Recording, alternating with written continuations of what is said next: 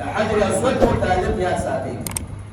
جناب نبی کریم علیہ السلام مبارک فرمائی نزل الحجر الاسود من الجنت وی دا حجر اسود دا جنت نراغلی دی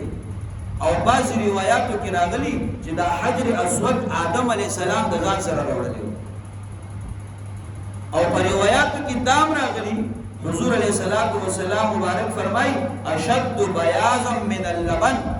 دا حجر اسود چې وو نو دا د پلو نم زیات سپینو دا داسې سپینو دا تور ولې شو دا رنګي بدل ولې شو حضور علیہ السلام مبارک فرمائی فسودته خطايا بني آدم دا بني آدم گناہونو تور کر دا بني آدم گناہونو تور کر بني آدم لانچی داگے استعلام کی یا تقبیل کی خلیے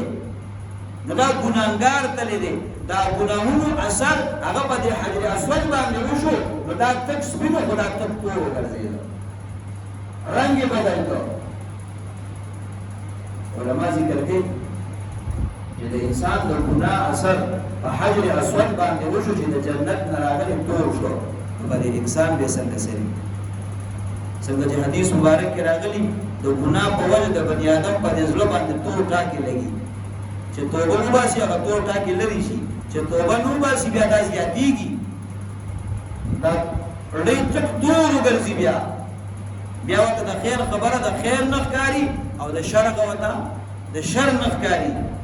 او حضور علیہ السلام مبارک فرمائی او دا حجر اسود دی چه گل اورز دا قیامت شی دا حجر اسود دا پارا با اللہ رب العالمین سترگی او گرزی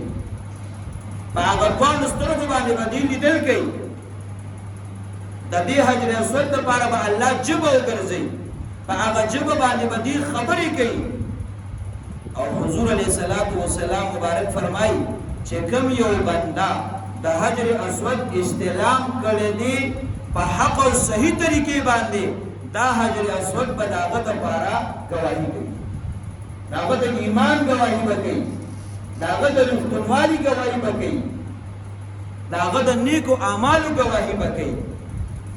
دا سمر الوی فضیلت دی